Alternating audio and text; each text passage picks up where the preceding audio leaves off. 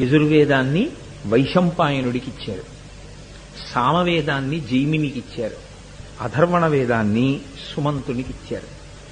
ఈ నలుగురు శిష్యుల వలన ప్రశిష్యులు ఏర్పడ్డారు. అంటే వీళ్ళు మళ్ళీ ఆ వేద భాగాన్ని శిష్యులకి చెప్పారు. అందుకే వేదానికి శృతి అని పేరు. శృతి అంటే శృణ్వంతపః, చెవికి సంబంధించినది అని. అది పుస్తకం చూసి చదువుకుంటే వచ్చేది కాదు, స్వరంతో చెప్పాలి. కాబట్టి గురువుగారు దగ్గర కూర్చుని గురువుగారు ఆ మంత్రభాగాన్ని చెప్తుంటే ఆ స్వరాన్ని పట్టుకుని దాని ప్రకారంగా ఆ మంత్రాన్ని ఉచ్చరించగలిగినటువంటి స్థితి శ్రవణము వలన వస్తుంది. కాబట్టి దానికి శృతి అని పేరు. కాబట్టి వేదవ్యాసుడు వేద విభాగం చేసి నలుగురు శిష్యులకి ఇస్తే అది పరంపరో వేద విద్వాంసుల్ని తరువాతి కాలంలో తయారు చేసింది.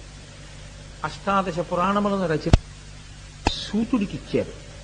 ప్రత్యేకించి భాగవతాన్ని తన కుమారుడైనటువంటి శుకబ్రహ్మకి ఉపదేశం చేసి శుకబ్రహ్మ దాన్ని పరీక్షణ్ మహారాజుకి ఆ భాగవత ప్రవచనం చేశారు. కాబట్టి ఆ నలుగురు శిష్యులు పడైనటువంటి వాడు పైలుడు. పైలుడు మహానుభావుడు, విశేషమైనటువంటి గురుభక్తి తత్పరుడు. గురుభక్తి తత్పరుడైనటువంటి పైలుని యొక్క శిష్యులలో అత్యంత ముఖ్యమైన శిష్యులలో ఒకడు ఉదంకుడు. ఆ ఉదంకుడు గురువు గారికి అత్యంత వినయంతో శుశ్రూష చేశాడు. నన్నయ్య గారు మహానుభావుడు భారతాన్ని ఆంధ్రీకరిస్తూ ఉదంకోపాఖ్యానాన్ని ప్రారంభం చేస్తూ ఆయన ఒక మాట అన్నారు. పైలుడి దగ్గర శిష్యరికం చేసేటటువంటి ఉదంకుడు గురువుగారి దగ్గర పాఠాలు నేర్చుకున్నాడు. పైలుడు ఏం చెప్పాడు, ఉదంకుడు ఏం నేర్చుకున్నాడు, దాని గురించి చాలా అందమైన పద్యం ఒకటి చేస్తూ, గురుకులమునందు గురులకు పరిచర్యలు నర్చి తానపరిమిత నిష్ఠాపరుడై జ్ఞానము పడశను. నిష్ఠ ఆచార సంబంధము. గురువుగారి దగ్గర వింటే వచ్చేస్తుంది అనుకోవడం తప్పు. దానికి తగినట్లుగా ఆచరణాత్మకము కావాలి, ఆచరణ కూడా ఉండాలి, ఆచరించి చూపించాలి. గురువుగారు ఏం చెప్పారో దాన్ని త్రికరణ శుద్ధిగా ఆచరణ చేస్తే గురువు విశేషమైనటువంటి తృప్తిని పొందుతారు. అలా చెయ్యడం వల్ల గురువుగారి యొక్క అనుగ్రహం కలిగింది ఉదంకుడికి. కలిగితే ఏమైంది, అణిమాదికాష్ట గుణములతోడన్ ఆయన విద్యలు నేర్చుకున్నాడు. దాంతోపాటుగా అణిమ, గరిమ, లఘిమ ఇటువంటి అష్టసిద్ధులు కూడా ఆయనకు వచ్చేసాయి. ఆయన అనుకుంటే గాలిలో వెళ్ళిపోగలడు, ఆయన అనుకుంటే ఎక్కడేం జరుగుతోందో తెలుసుకోగలడు. అలా అష్టసిద్ధులు ఆయనకి వశం అయ్యాయి. అష్టసిద్ధులు వశమవ్వడం కోసమని ఆయన చదివింది లేదు, కానీ ఆయనకి వశం అయిపోయాయి అంతే. అష్టసిద్ధులు ఎటువంటివి అంటే కాకి పెంట ఎటువంటిదో అటువంటివి. ఆత్మని తెలుసుకోవడం ప్రధానం, ఆత్మగా నిలబడడం ప్రధానం, కానీ సిద్ధుల కోసం వెంపర్లాడడం అంత హేయాతిహేయమైనటువంటి విషయం. కాబట్టి దాని కొరకు ఆత్మజ్ఞాని వెంపర్లాడడం, వాటిని చూసి మురిసిపోడు, వాటి పట్ల ఆకర్షితుడు కాడు, వాటితో సంబంధం ఏముండదు. కావలసిందల్లా ఆత్మని ఎరుకలోనికి తెచ్చుకొని తాను ఆత్మగా అద్వైతానుభూతిని పొందడమే. అటువంటి స్థితిని ఉదంకుడు పొందగలిగినాడు. దీనికంతటికీ కారణం గురువుగారి యొక్క అనుగ్రహం. ఆయన ఆ అష్టసిద్ధులతో పాటుగా వేద విద్యను, దానికి సంబంధించినటువంటి సమస్త జ్ఞానమును పొందాడు ఉదంకుడు. పొందిన తరువాత ఒక నియమం ఒకటి ఉంది. ఆశ్రమంలో గురువుగారి దగ్గర విద్య నేర్చుకున్న తరువాత గురువు నిత్యతృప్తుడైన గురువుని అడుగుతారు, గురుదక్షిణ అని ఒక మాట. గురువుగారు మేము ఏదైనా సమర్పిస్తాం, మీరు ఏదైనా కోరండి. గురువు నిత్యతృప్తుడు కాబట్టి అడగడు. ఒక్కొక్కచో ఏదైనా తన జీవనం గడవడానికో 10 మంది శిష్యులకి పాఠం చెప్పడానికో అన్నం పెట్టడానికో ఆయన ఏదైనా కోరిక కోరితే కోరచ్చు. పైలుడు ఒక చిరునవ్వు నవ్వన్నాడు, నాకేం కావాలయా, నాకేం అక్కర్లేదండి.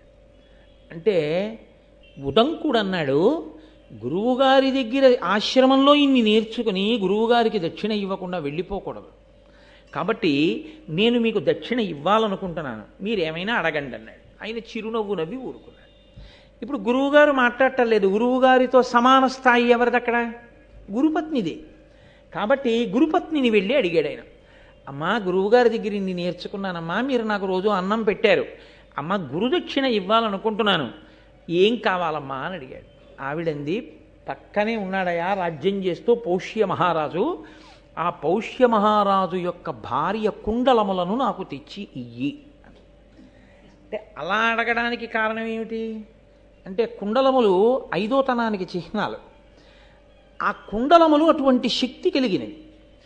ఒక్కొక్క వస్తువుకి శక్తి దేనివల్ల వస్తుందంటే, ఆ వస్తువుని పట్టుకున్న వ్యక్తి వలన వస్తుంది. అదో విచిత్రం. లోకంలో అత్యంత గొప్ప వ్యక్తి, గొప్ప ఈశ్వరారాధన చేసేటటువంటి వ్యక్తి చాలా కాలం ముట్టుకున్నటువంటి కళాన్ని మీకు ఇచ్చారనుకోండి, ఆ కళానికి ఒక పవిత్రత ఉంటుంది. మీరు సరిగ్గా ఉంచుకుంటే ఉంటుంది, మీరు విరిచేస్తే పోతుంది ఆ పవిత్రత. కాబట్టి గురువుల దగ్గర నుంచి వచ్చినటువంటి పూతిక పుల్లకి కూడా శక్తి ఉంటుంది. ఎందుకంటే అది వారి శక్తి వలన ఆ వస్తువులోనికి ప్రవేశిస్తుంది. అది వారికి ఉండేటటువంటి గుణం. అందుకే మీరు కొంచెం జాగ్రత్తగా చూస్తే అగ్నికి ఆకర్షణ శక్తి ఉంటుంది. అగ్నికి కేవలము కాల్చడమే కాదు, ఆకర్షిస్తుంది. అందుకే మీరు చూడండి, ఎప్పుడైనా ఆ పిడుగు పడినప్పుడు ఆ టీవీలో ఆ పెద్ద కరెంట్ వస్తే ఆ అగ్ని దూరంగా కూర్చున్న వాళ్ళు చచ్చిపోతారు. దానికి కొంత దూరంలో ఉన్నవాళ్ళు చనిపోవడం సంభవిస్తూ ఉంటుంది. అంటే దీని శక్తి, దీని ప్రకంపన అక్కడ వరకు వెళ్ళిపోతుంది. ఆకర్షణ అక్కడ వరకు వెళ్ళి ఆయనలో ప్రవేశించి చంపేస్తుంది. అలాగే గురువుగారు మహాపురుషులు, గొప్ప ఉపాసకులు, మహాపతివ్రతలు, ఇటువంటి వారు ఉపయోగించేటటువంటి వస్తువుల యందు కూడా తత్సంబంధమైనటువంటి శక్తి ప్రవేశిస్తుంది. కాబట్టి పౌష్య మహాదేవి యొక్క కుండలములంటే ఆవిడ అంతటి పతివ్రత. ఆవిడ భర్తని అనుగమించినటువంటి స్త్రీ. ఆయన పుష్యాభిషేకాన్ని పొందాడు కాబట్టి పౌష్యుడని పేరు వచ్చింది ఆయనకి. అంతటి మహానుభావుడు. ఆయన భార్య. ఆవిడ చెవులకు పెట్టుకున్నటువంటి కుండలములకు ఆ శక్తి ఉంటుంది. కాబట్టి ఆ కుండలములను తీసుకొస్తే నేను కూడా నా చెవులకు పెట్టుకుంటాను. అడిగి తెచ్చిపెట్టు, అది నువ్వు నాకు ఇవ్వగలిగిన గురుదక్షిణ. ఇప్పుడు ఆవిడ అడిగారు, గురువుగారు కూడా ఒప్పుకోవాలా? ఏమండి, అమ్మగారు తెమ్మంటున్నారు, వెళ్ళనా అని అడగాల?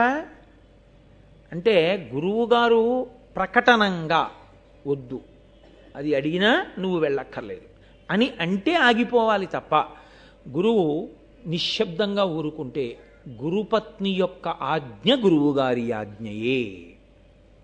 కనుక ఇప్పుడు వెళ్ళాలి. అంటే ఇప్పుడు మీకు ఏమిటి చెప్తోంది మహాభారతం? గురువుని సేవించడమేదో గురుపత్నిని సేవించడము అంతే. గురువుగారిని సేవించడం అంటే, గురువుగారంటే 4 చెప్తాడండి, గురుపత్నికి ఏమొచ్చండి అనడానికి వీల్లేదు. గురువుగారితో సమాన స్థాయి గురుపత్ని పొంది ఉంటుంది. కాబట్టి ఇప్పుడు ఆవిడ తీసుకురా కుండలములు అంటే బయలుదేరాడు ఉదంకుడు. బయలుదేరి ఆయన వెడుతున్నాడు. ఎంతో దూరం కాదు, చాలా దగ్గరలోనే ఉంది పౌష్యుని యొక్క రాజ్యం. ఆ వెడుతుండగా ఒక ఆశ్చర్యకరమైన సంఘటన ఒకటి జరిగింది.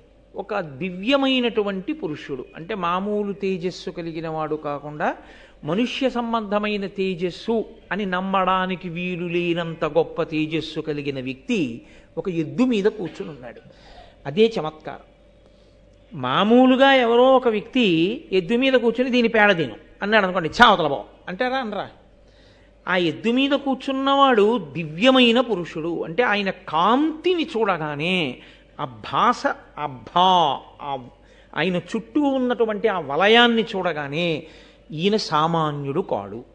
ఈయన ఏదో మనుష్యుల కన్నా భిన్నమైనటువంటి జాతికి చెందినవాడు, దేవతాస్వరూపుడు. కాబట్టి ఈయన మాట నేను ఔదలదాల్చవలసిందే అనేటటువంటి ప్రచోదనం కలిగేటట్టుగా ఆయన ఉన్నాడు. అయితే ఇక్కడ ఒక గమ్మత్తుంది. గురువుగారి మాటలు బాగా వంటపట్టి ఉంటే ఆ వినయం వస్తుంది. గురువుగారి మాటలు వంటపట్టి ఉన్న స్వభావము అని ఒకటి ఉంటుంది. ఈ స్వభావము అనేటటువంటిది చాలా ప్రమాదకరమైనటువంటి లక్షణం. ఇది పుట్టుకతో వస్తుంది స్వభావం అన్నది. ఈ స్వభావమునందు రజోగుణ తమోగుణ ప్రకోపం యొక్క పాళ్ళు ఎక్కువ ఉన్నాయనుకోండి, అప్పుడు దేవతలు ఏం చేస్తారో తెలుసండి? ఏదైనా పెద్ద కార్యం సాధించవలసి వస్తే ఇదే అడ్డు పెడతారు. కైకమ్మను అందుకే అడ్డు పెట్టారు, కౌసల్యని సుమిత్రని విడిచిపెట్టి. ఆవిడితో అడిగించారు వరాలు, ఎందుకంటే తమోగుణ రజోగుణ ప్రకోపం ఎక్కువ కాబట్టి. స్వభావము గురువుగారి దగ్గర విన్నటువంటి మాటల వలన కలిగినటువంటి వినయాన్ని మింగేస్తుంటుంది అప్పుడప్పుడు. అప్పుడు స్వభావం గెలిచిందనుకోండి, వాడికి ఉండే కోపమో వాడికి ఉండేటటువంటి ఇంకొక లక్షణమో ఏదో పైకి వచ్చేసింది అనుకోండి, గురువుగారు చెప్పింది మరిచిపోయాడు అనుకోండి, మరిచిపోతే తన స్వభావంతో ప్రవర్తిస్తాడు. అందుకే గురుపాదుక పూజనీయం ఎందుకైందో తెలుసండి, అది గురువుగారిని మోసింది. అలాగే గురు పాదుక ఏం చేస్తుందంటే తల మీద పెట్టుకుంటే అహంకారాన్ని అణుస్తూ ఉంటుంది. అది ఆయన్ని మోసి తెచ్చింది. ఆ వినయం మీకు కూడా ఇస్తుంది. అందుకే ప్రపంచంలో ఎవరి పాదుకకి పూజ లేదు, ఒక్క గురు పాదుకకే పూజ. కనుక ఇప్పుడు ఆయన దివ్య పురుషుని యొక్క దివ్యత్వాన్ని గుర్తించాడు. గుర్తించి ఆయన వంక తిరిగి చూశాడు. ఆయన అన్నాడు, ఇదిగో నేను ఎక్కినటువంటి ఎద్దు పేడ వేసింది, ఈ పేడ కొద్దిగా తిను అన్నాడు. తిన్నాడు. నేను మీతో మనవి చేశాను కదా, శిష్య అన్న మాటకు అర్థం శాసితం యోగ్య శిష్య, చెప్పిన మాట వినేటటువంటి వాడు. ఆయన దివ్యత్వాన్ని అంగీకరించినప్పుడు ఆయన మాటలో ఏదో పరమార్థం ఉంది. మనకు అర్థం కావట్లేదు ఆయన ఎందుకంత గొప్పవాడిగా ఉన్నాడో, గురువుగారిని అడుగుదాం తర్వాత. కాబట్టి ఇప్పటికి తినేద్దాం, ఆయన చెప్పిన మాట విందాం. కాబట్టి కాస్త పేడ తీసుకుని తినేసాడు. బయలుదేరు వెళ్ళిపోయాడు. వెళ్ళి పౌష్య మహారాజు యొక్క అంతఃపురానికి వెళ్ళాడు. దాని విశేషం ఏమిటి అన్న తర్వాత ఆయనే చెప్తాడనుకోండి. గురువుగారిని అడుగుతానన్నవాడు గురువుగారిని అడిగితే గురువుగారు చెప్తే నన్నయ్య గారు ఆంధ్రీకరిస్తే నేను మీకు చెప్పాలిగా, కాబట్టి కంగారు పడకుండా వస్తుంది. కాబట్టి ఇప్పుడు ఉదంకుడు పౌష్య మహారాజు దగ్గరికి వెళ్ళాడు. ఏమి దేని కొరకు వచ్చావు అని అడిగాడు. అడిగితే పౌష్య మహారాజుని ఈయనన్నాడు, నేను గురుదక్షిణ ఇవ్వాలి అని బయలుదేరి వచ్చాను. నా గురువు యొక్క భార్య గురుపత్ని మా అమ్మ వంటి ఆవిడ నీ భార్య కుండలములు అడిగింది అన్నాడు. ఇవ్వచ్చా రాజు అంటే? రాజుకి రెండు కర్తవ్యములు ఉంటాయి. ఒకటి, ఆశ్రమంలో చదువుకుని విద్య పూర్తి చేసి బ్రహ్మచర్యాన్ని విడిచిపెట్టి గృహస్థాశ్రమంలో వెళ్ళేవాడికి పెళ్లి ఖర్చు పెట్టుకోవలసిన బాధ్యత రాజుగారిది. అంటే ఇవాళ మనం చేస్తున్నటువంటి సమావర్తనము స్నాతకము ఇంతకన్నా పచ్చి అబద్ధాల తంతు ఇంకోటి ఉండదు లోకంలో, యథార్థంగా మాట్లాడితే. అవన్నీ భోజనాల కోసం స్నాతకాలు, భోజనాల కోసం సమావర్తనాలు, ఏదో మధ్యలో నదడ్డు ఉందని ఆడపిల్లవారు మీరు పడి తినేయడానికి పనికి వచ్చే స్నాతకాలు అవి కావు. నిజమైన సమావర్తనము స్నాతకము అంటే గురువుగారి దగ్గర చదువుకుని అప్పటి వరకు కాటుక పెట్టుకోకూడదు, అప్పటి వరకు తల దూకోకూడదు, అప్పటి వరకు పూలదండ వేసుకోకూడదు, తాంబూలం వేసుకోకూడదు, రుచి కోసం తినకూడదు, భిక్షాన్నములు తినాలి. ఇన్ని నియమములను పాటించిన వాడు ఇన్ని నియమములను విడిచిపెడతాడు. అద్దం చూసుకోకూడదు, నేను బాగున్నాననేటటువంటి భావన ఒకటి రాకూడదు. అదొకటి వస్తే పక్కవాడు బాగులేదన్న భావన వస్తుంది. పక్కవాడిని చూడడమే తప్ప తనని చూసుకోవడం చేత కాకపోతే అన్ని పోలిక అన్నది లేదు కాబట్టి గొడవ లేకుండా అహంకారం లేకుండా ఉంటాడు. కాబట్టి అద్దం చూసుకోకూడదు. ఇన్ని నియమాలు ఇవన్నీ పాటిస్తే బ్రహ్మచర్యం. ఇవన్నీ బ్రహ్మచర్యంలో పాటించిన వాడు బ్రహ్మచర్యాన్ని విడిచిపెట్టి గృహస్థాశ్రమంలోకి వస్తాడు. అలా వేదమంతా చదువుకున్నటువంటి వాడు, అయ్యా నేను ఇంకా గురుదక్షిణ ఇచ్చి దేశాంతరం చూడ్డానికి వెడతానండి అని అడగడానికి గురువుగారికి దక్షిణ ఇవ్వవలసి వస్తే శిష్యుడి దగ్గర ఏముంటుందని ఇస్తాడు గురుదక్షిణ? రాజుగారి దగ్గరికి వెడతాడు. వెళ్ళి, రాజా నేను ఇది చదువుకున్నాను, ఇప్పుడు నేను గురుదక్షిణ కట్టాలి, కాబట్టి మీరు నాకు ఈ దక్షిణ ఇవ్వండి అని అడుగుతాడు. ఏం చదువుకున్నావు, ఏమి చెప్పు 4 మాటలు అంటాడు. తాను చదువుకున్న దాంట్లోంచి 4 మాటలు చెప్తాడు. షహబాష్, వీడు బాగా చదువుకున్నాడు, వీడికి గురుదక్షిణ కట్టడానికి డబ్బు ఇవ్వండి అని రాజిస్తాడు. రాజా నేను గృహస్థాశ్రమంలోకి వెడుతున్నాను, ఇప్పుడే విడిచిపెడుతున్నాను బ్రహ్మచర్యాన్ని, కాబట్టి నేను ఇల్లు కట్టుకోవాలిగా, గృహస్థాశ్రమం మొదలు పెట్టాలిగా, అయితే ఇదిగో నీకు ద్రవ్యం ఇస్తున్నాను పెళ్లి చేసుకోవడానికి. రాజు డబ్బిస్తాడు. కాబట్టి గురుదక్షిణ కట్టేటప్పుడు ఎవరిని ఆశ్రయించవచ్చు అంటే రాజుని ఆశ్రయించవచ్చు. అది ధర్మం. మహాభారతం ధర్మం మాట్లాడుతుంది. కాబట్టి ఇప్పుడు తన భార్య కుండలములే అయినా అది గురుదక్షిణ కొరకు రాజును ఆశ్రయించిన వాడు కాబట్టి రాజుకు ధర్మం రాజుది, తన ధర్మం తాను నెరవేర్చాలి. అందుకని భార్య కుండలములను పట్టికెళ్ళు అని రాజు చెప్పవలసి ఉంటుంది. ఆవిడ తన భర్త ఆజ్ఞ ఏది ఉందో అది అనుసరించడమే పతివ్రత లక్షణం. ఆవిడ మహాపతివ్రత అంటే ఏమిటి? ఆ కుండలాలు తీసి ఇచ్చేయి అన్నాడు. ఇంకో కుండలాలు పెట్టుకుని ఆ కుండలాలు ఇచ్చేయడమే. అంతేగాని వాటికి ఒక శక్తి ఉందన్న విషయం ఆవిడికి తెలుసు. అదేమిటయా ఎలా ఇస్తాను, ఎవరికన్నా ఇద్దామని దాచాను, నువ్వెవరో ముక్కు మొహం తెలియని వాడు వచ్చి అడిగావు, మీ గురువుగారి భార్యకి ఇస్తానంటున్నావు, ఎలా కుదురుతుంది అంటే పతివ్రత ఎందుకు అవుతుంది? ఆవిడ ధర్మం ఆవిడ చెయ్యాలి. భర్త చెప్పాడు ఆవిడ చెయ్యాలి అంతే. కాబట్టి ఇప్పుడు ఆవిడ ధర్మం ఆవిడ చెయ్యాలి. అందుకని ఆవిడ ఇవ్వడానికి సిద్ధపడింది. రాజే వెళ్ళి ఎందుకు తేకూడదు? నేను మీతో మనవి చేశాను,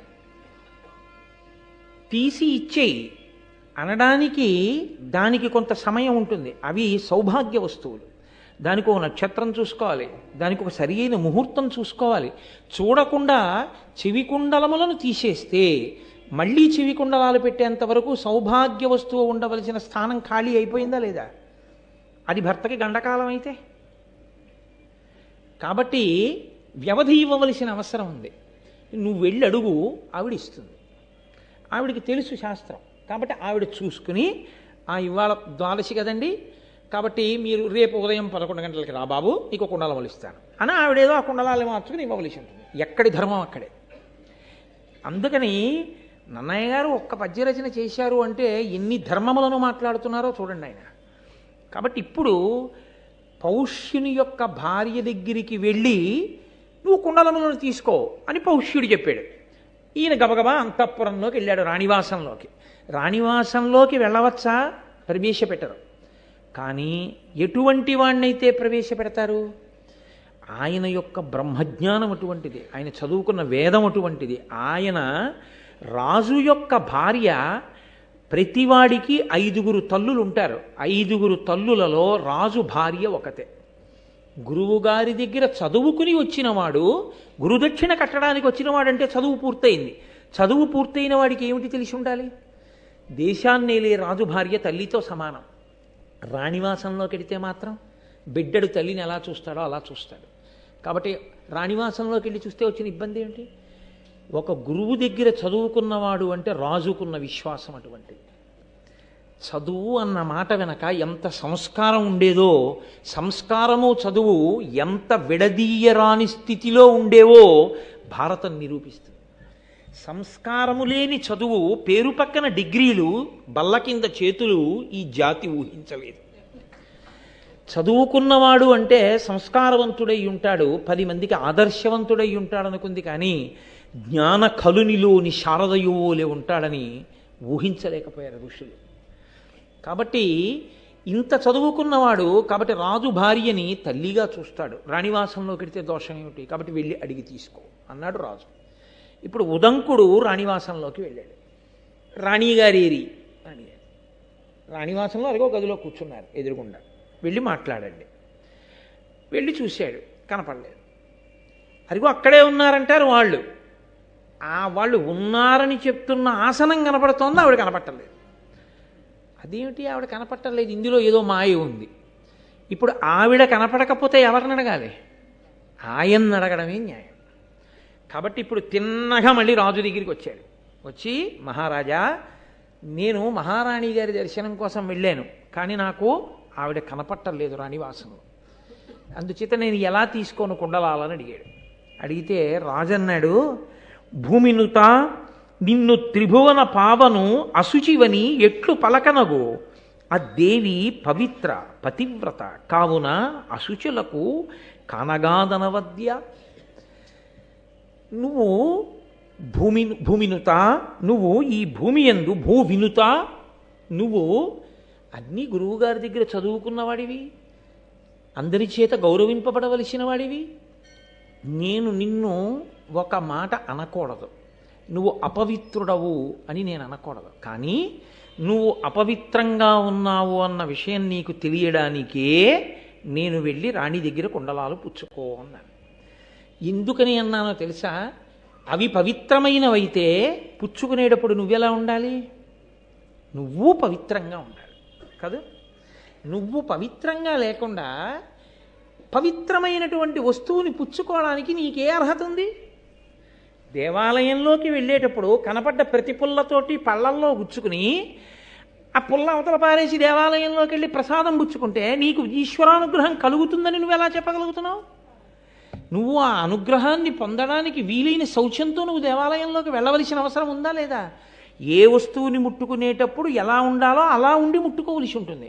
అంతేకాని చేతులకి రబ్బరు తొడుగులు వేసుకోకుండా నువ్వు ఎలక్ట్రిక్ వైర్ ముట్టుకుంటున్నావా? ముట్టుకోవట్లేదే. ఒంటి మీద తడి బట్టలు ఉండగా నువ్వు విద్యుత్తీగా ముట్టుకుంటున్నావా? ముట్టుకోవట్లేదే. అంటే నీకు తగిలింది కాబట్టి షాక్ తెలుస్తోంది, ఈశ్వర ప్రసాదాన్ని అలా పుచ్చుకోకూడదన్న విషయం షాక్ కొట్టిన తర్వాత నేర్చుకుందాం అనుకుంటున్నావా? అలా వద్దని చెప్పిన గురువు ఉన్నప్పుడు ఎందుకు అలా షాక్ కొట్టించుకునే ప్రయత్నం చేస్తావు? శౌచంతో వెళ్ళు దేవాలయంలోకి. ఎక్కడ నీకు ధూళి దర్శనం ఉందో అక్కడ వెళ్ళి కౌలించుకో. ప్రయాణం చేసి వచ్చిన శ్రీశైలాది క్షేత్రములలో ఈశ్వరుడు అనుగ్రహించాడు అలాగా. కాబట్టి నీవు అపవిత్రుడవు అని నేను చెప్తే బాగుంటుందా? ఇన్ని చదువుకున్న వాడివి నువ్వు అపవిత్రంగా ఉన్నావయా, నీవు కుండలములను ఎలా పుచ్చుకుంటావు? మా ఆవిడ ఇస్తే మాత్రం పుచ్చుకోవడానికి నీకు అధికారం ఏముంది అపవిత్రంగా ఉన్నవాడికి అని నేను అనొచ్చా? అనకూడదు. అందుకుని అనలేకపోయాను. కానీ ఓ బ్రహ్మచారి, నీకొక విషయం చెప్తున్నాను. ఆ దేవి పవిత్ర, పతివ్రత. నా భార్య మహాపవిత్రురాలు, ఆమె మహాపతివ్రత. ఆమె అశుచులకు కనగాదనవద్య. ఎవరు అపవిత్రంగా ఉంటారో, శౌచము లేదో, శౌచము అన్న మాటకు అర్థం ఏంటంటే బాహ్య అభ్యంతరాన్ని రెండు ఉంటాయి శౌచాలు. బయట స్నానం చేస్తే పోయేది ఒకటి, లోపల మనస్సంతా ఈశ్వరుడి మీదే నిలబడితే వచ్చేది ఒకటి. నీకు శౌచము లేదు. శౌచము లేకుండా నీకు ఆవిడ కనపడదు. అశౌచమున్న వారికి ఆవిడ కనపడదు అసలు. ఆవిడికి ఆ శక్తి ఉంది. అందుకని నువ్వు శౌచమును పొంది వెళ్ళు. ఇప్పుడు ఆలోచించాడు ఆయన, ఏమిటి నాకు శౌచానికి తేడా వచ్చింది, ఎక్కడ వచ్చింది దోషం అని. పేడ తిన్నాను. పేడ తిన్న తర్వాత ఆచమనం చెయ్యాలి. పేడ తిన్న తర్వాత ఏమి, యథార్థానికి స్నానం చేసే అవకాశం లేనప్పుడు ఎక్కడికైనా వెళ్ళి ఏదైనా మంచి పని మీద ప్రారంభం చేసే ముందు ఒకసారి కాళ్ళు చేతులు ముఖం కడుక్కుని ఆచమనం మళ్ళీ చెయ్యాలి. ఆచమనం చేస్తే మళ్ళీ ప్రారంభం అవుతుంది శౌచం. నేను ఆచమనం చేయలేదు పేడ తిన్న తర్వాత. అక్కడ వచ్చింది నాకు అపవిత్రత. వెంటనే కాళ్ళు చేతులు కళ్ళు కడుక్కుని నీటిని 3 మార్లు ఆచమనం చేశాడు. ఆ ఆచమనం అనేటటువంటిది చెయ్యడానికి కారణం అందుకొచ్చింది. అది అభ్యంతర శౌచం అంటే లోపలి శౌచాన్ని తీసుకొచ్చి పెడుతుంది. బాహ్య శౌచం స్నానం వలన వస్తుంది. ఇప్పుడు ఆయన తిన్న పదార్థము వలన కలిగినటువంటి అశౌచం ఏదుందో, అంటే తిన్న తర్వాత ఆచమనం చేయలేదు కాబట్టి ఆవిడ కనపడలేదు.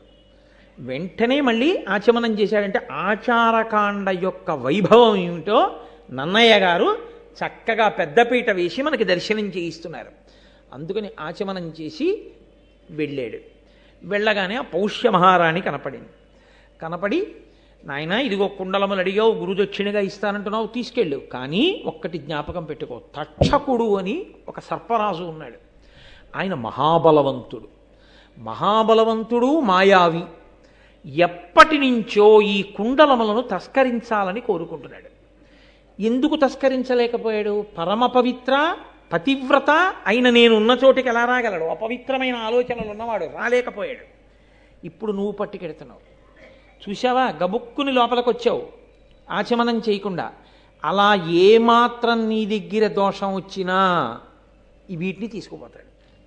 తీసుకుపోతే ఏమవుతుందో తెలుసా? నేనిచ్చాను కుండలాలు, నువ్వు నీ శ్రద్ధని కోల్పోయిన కారణం చేత గురుదక్షిణ చెల్లించలేని వాడవవుతావు. కాబట్టి చాలా జాగ్రత్తగా వీటిని పట్టుకుని వెళ్ళు, పరాకు చెప్పింది ఆవిడ. ఇప్పుడు గబగబా కుండలాలు తీసుకున్నాడు, చాలా సంతోషంగా బయలుదేరాడు. రాజుగారి దగ్గరికి వచ్చాడు. రాజుగారు అన్నారు, నాయన ఇంత కష్టపడి ఇంత దూరం వచ్చావు, వేళ దాటిపోయింది, మధ్యాహ్నం అయిపోయింది, భోజనం చేసి బయలుదేరు. బ్రహ్మచారివి, ఇంటికి వచ్చావు. బ్రహ్మచారి సన్యాసి వీళ్ళిద్దరూ ఆహారం కొరకు గృహస్థు ఇంటి మీద ఆధారపడతారు. కాబట్టి గృహస్థు యొక్క ధర్మం ఏమిటంటే బ్రహ్మచారి కానీ సన్యాసి కానీ వస్తే భిక్ష పెట్టాలి వాళ్ళిద్దరికి. వాళ్ళిద్దరూ తిన్నదాన్ని భిక్ష అంటారు. భిక్ష అని ఎందుకంటారో తెలుసా అండి? వచ్చే పూటకి దాచుకోకుండా ఉండాలి వాళ్ళిద్దరు. గృహస్థు వచ్చే పూటకి దాచుకోవచ్చు, అందుకు దానం పడతాడు. పొద్దున్న పలహారం చేసేసి మధ్యాహ్నం భోజనం చేసేసి రాత్రి ఏం చేస్తావో అని గృహస్థు అడిగాడు అనుకోండి, తప్పేం లేదు. రాత్రి గారెలు తిందామని ఉంది, మినప్పప్పు తెచ్చి నానబోయి అంటే ఓ పూటలో నాంతాయో లేదో నాకు తెలియదు, ఉదాహరణకి చెప్పానంతే. మళ్ళీ నాంతాయా అండి అని నేను విరిగిరిగా అడగండి. కాబట్టి తెచ్చి రాత్రి తినడం కోసమని ఏర్పాటు గృహస్థు పెట్టుకోవచ్చు. బ్రహ్మచారి అలా ఉంచుకోకూడదు, సన్యాసి అలా ఉంచుకోకూడదు. వాళ్ళు తినడానికి సంభారములు ఉండడానికి వీల్లేదు.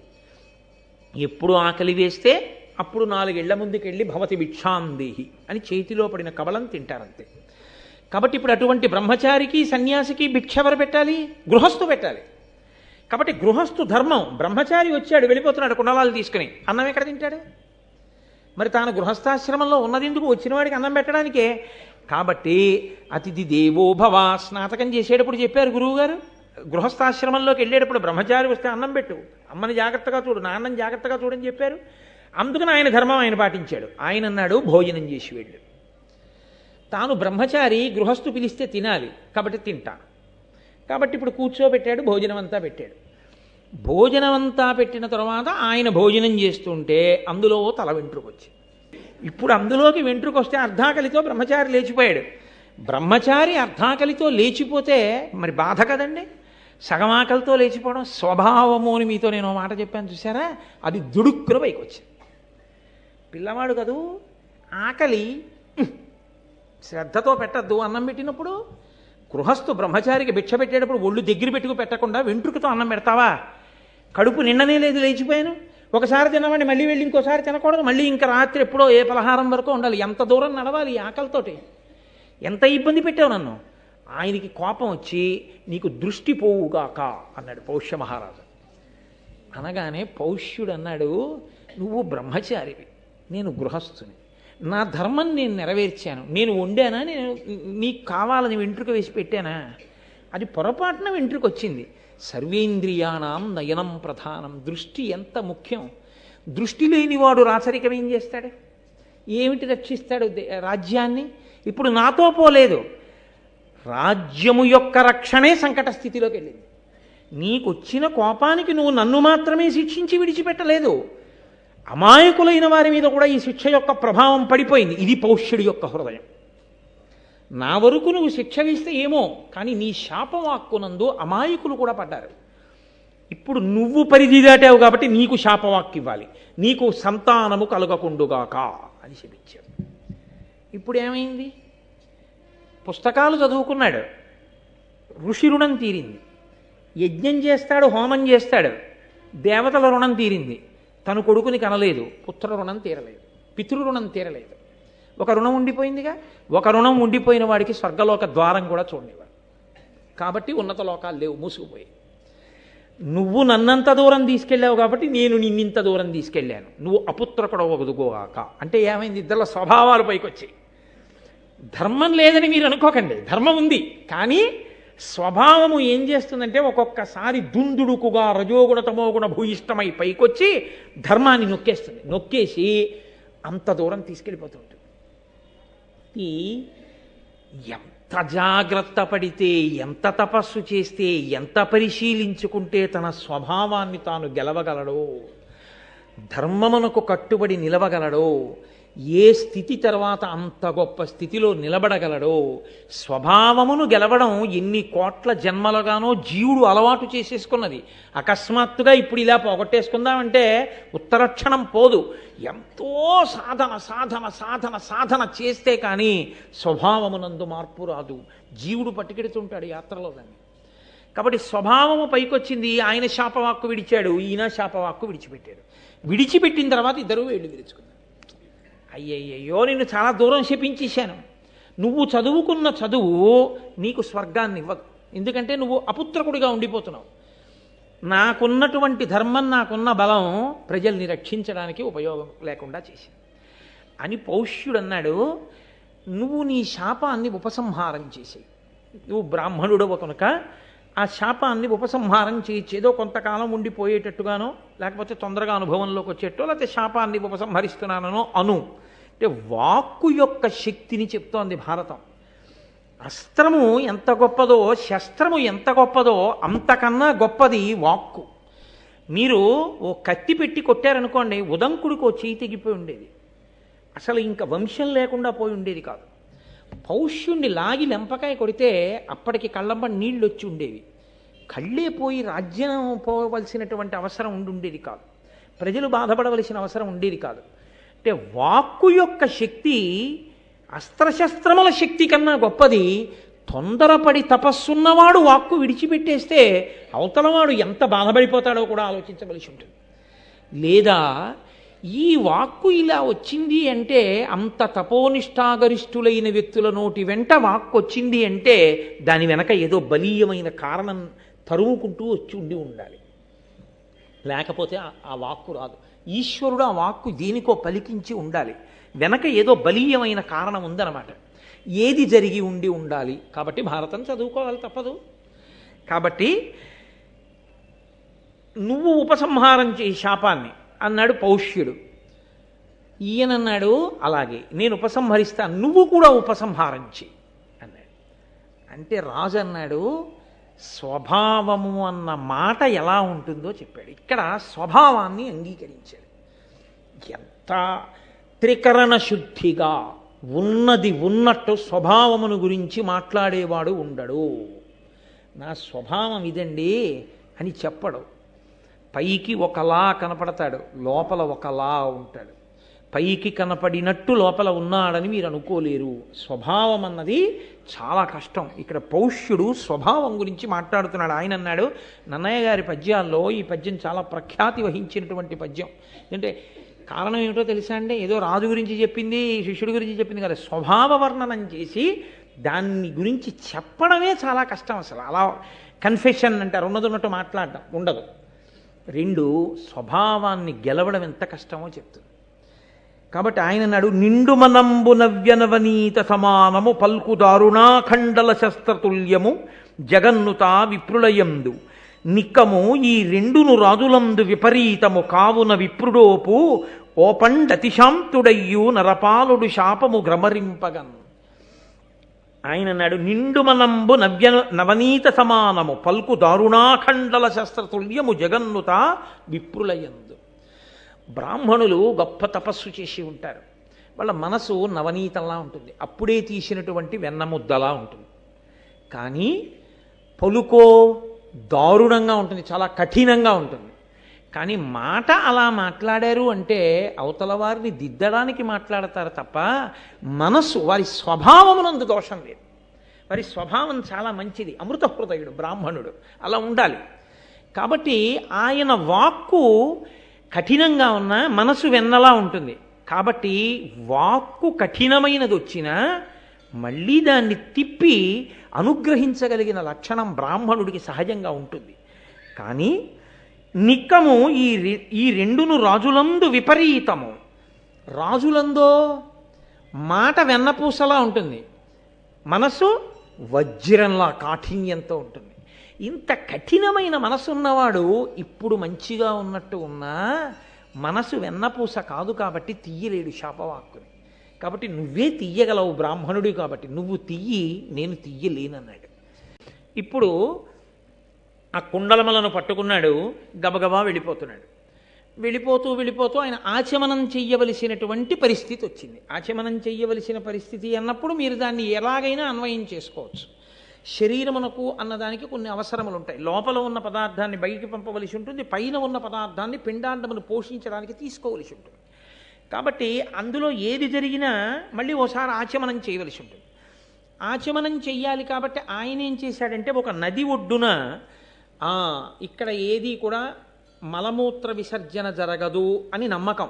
ఎందుకని అంటే మనకు ఒక ధర్మం ఉంది లోకంలో. ఏమిటా ధర్మం అంటే, నది ఒడ్డున కానీ నదీ జలముల యందు కానీ మలమూత్ర విసర్జన వంటివి చెయ్యరాదు. ఎందుకంటే నది పరమ పవిత్రమైనది కనుక. కానీ వర్షాలు పట్టలేదు అంటే, లేకపోతే లోకంలో రకరకాల వ్యాధులు వస్తున్నాయి, లోకంలో రకరకాల ఉపద్రవాలు వస్తున్నాయంటే ఇవాళ మనం సనాతన ధర్మంలో శాస్త్రవాక్కుని విస్మరించాం. కాబట్టి నదీ తీరములన్నీ ఎంత భయంకరమైన స్థితిలో ఉంటాయో, సూర్యోదయ కాలమునందు నదీ జలములను మనం ఎంత అవమానం చేస్తున్నామో, ఎలా ప్రవహిస్తాయి నదీ జలాలు ప్రవహించమంటే. ఇన్ని పథకాలు పెట్టండి, ఇన్ని మరుగుదొడ్లు కట్టివ్వండి, నదీ తీరములే మరుగుదొడ్లు. కాబట్టి ఆ రోజులలో ఉదంకుడు నమ్మాడు, నదీ తీరము పరిశుద్ధముగా ఉంటుంది, ఎవ్వరూ ఇక్కడ అటువంటి తప్పు పని చెయ్యరు. కాబట్టి కుండలములను నది ఒడ్డున పెట్టి నదీ జలములను ఆచమనం చేస్తున్నాడు. ఆచమనం చేస్తుంటే తక్షకుడు దిగంబరుడిగా వచ్చాడు, ఒంటి మీద బట్టలు లేనివాడిగా. అంటే ఇంకా అంతకన్నా అపవిత్రమైనటువంటి దర్శనం లోకంలో ఇంకోటి ఉండదు. అంత అపవిత్రమైన వాడిగా వచ్చి ఇప్పుడు ఆ కుండలములను పట్టుకుని పారిపోతున్నాడు. పారిపోతుంటే వెంటపడ్డాడు. నాగరాజుగా మారి అక్కడే ఉన్నటువంటి ఒక పెద్ద పుట్ట యొక్క కలుగులోకి వెళ్ళిపోయాడు. ఉదంకుడికి ఒక పెద్ద బాధ ఉంది. ఎప్పుడో అప్పుడు తేవచ్చులే, ఈలోగా గురువుగారు చెప్పినటువంటి మంత్రతంత్రాలతో మనం ఏదో చేద్దామంటే కుదరదు. ఎందుకని? పక్కనే కదా అని చెప్పి ఆవిడ నీటికి 4వ రోజున నేను ధరిస్తాను, దానికి కావలసినటువంటి రీతిలో నేను స్నానం చేసి సిద్ధంగా ఉంటానని చెప్పింది గురుపత్ని. ఈ లోపల పట్టుకెళ్ళిపోవాలి కుండలాలు.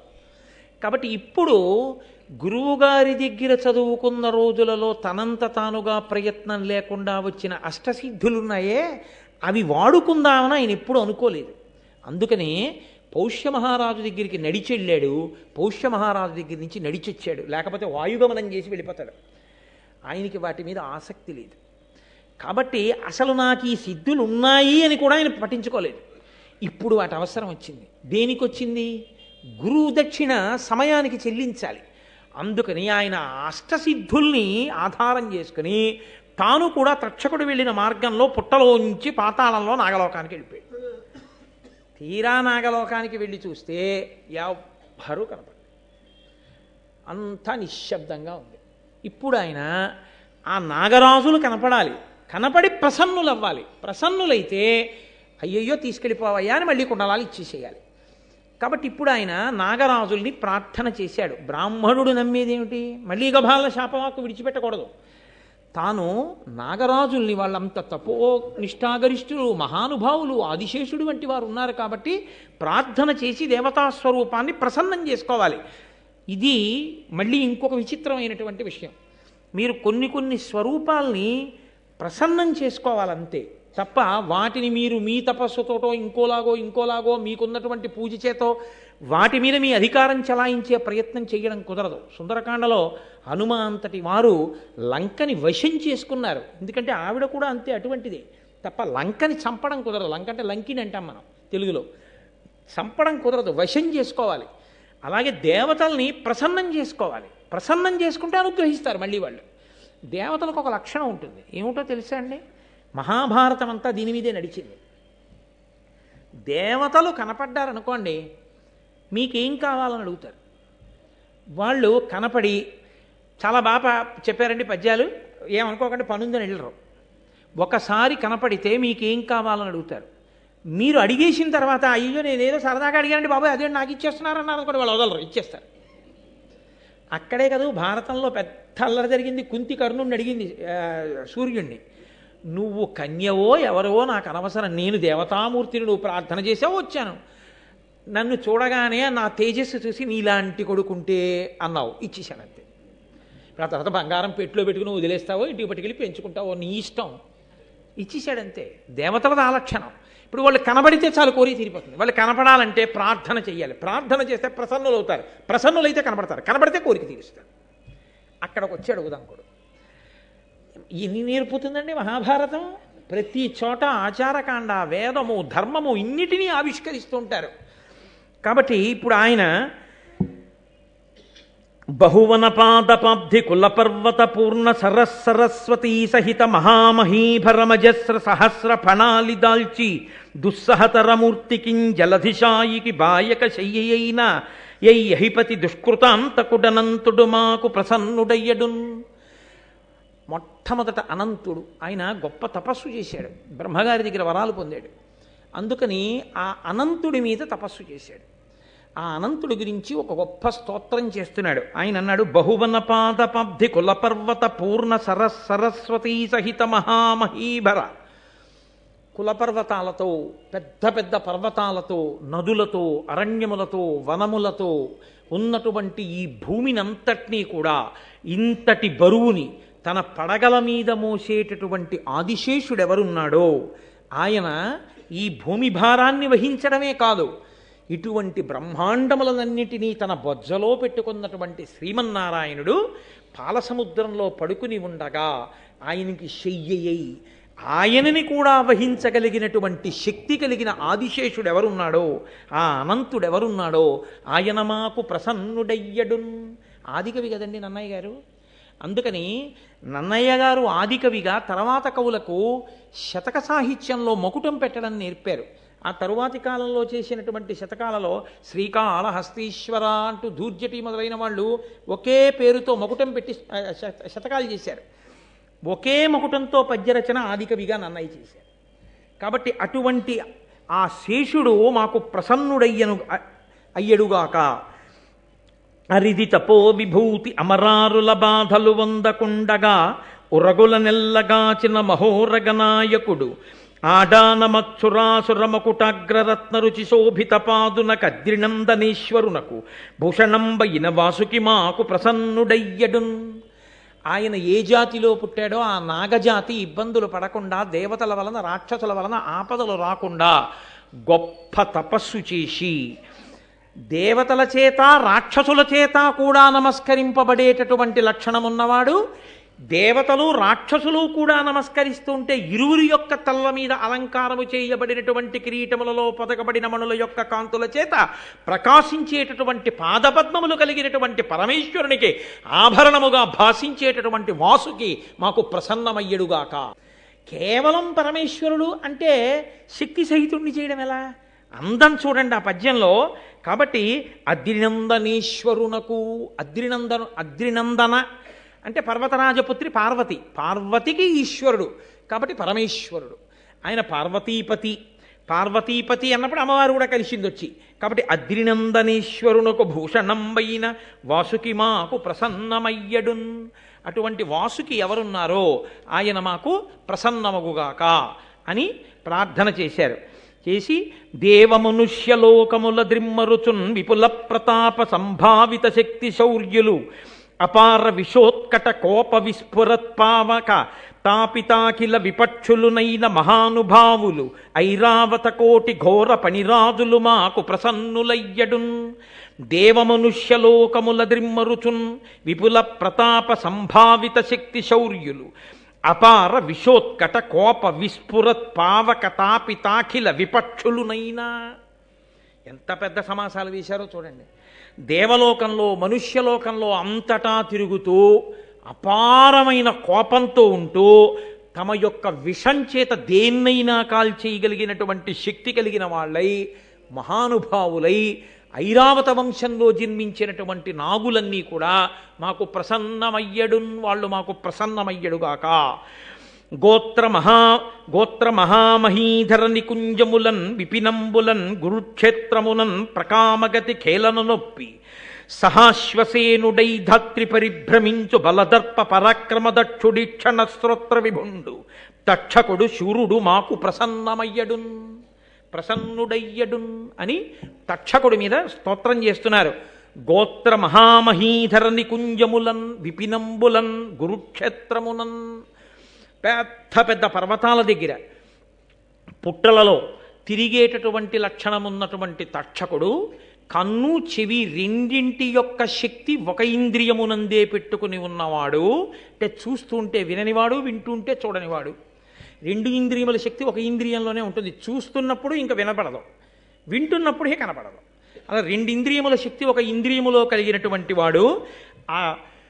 అందుకని ఈక్షణ శ్రోత్ర విభుండు తక్షకుడు శూరుడు మాకు ప్రసన్నుడయ్యడున్. ఆ శూరుడైనటువంటి తక్షకుడు మాకు ప్రసన్నమయ్యడుగాక అని ఆ నాగులను ఉద్దేశించి ఈ స్తోత్రం చేశారు. మా గురువుగారు తరచుగా ఓ మాట చెప్తుంటారు, నాయన ఈ పద్యాలు ఎక్కడ చదివినా ఎప్పుడు చదివినా ఎవరు విన్నా వాళ్ళకి పాముల వలన బాధలు రావురా, తరుముకొస్తున్న ఆపదలుంటే పోతాయిరా నాయన, ఈ పద్యాలు చాలా గొప్పవిరా అంటుంటారు.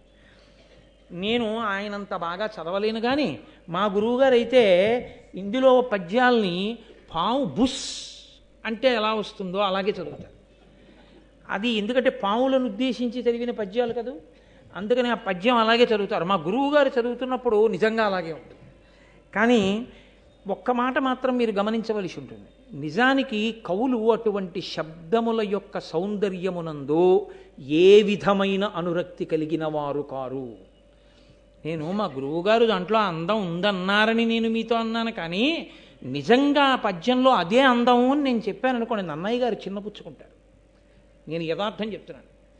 అలా కేవలము శాబ్దిక సౌందర్యము కొరకు వెంపర్లాడి కవిత్వం చేయరు పెద్దలు.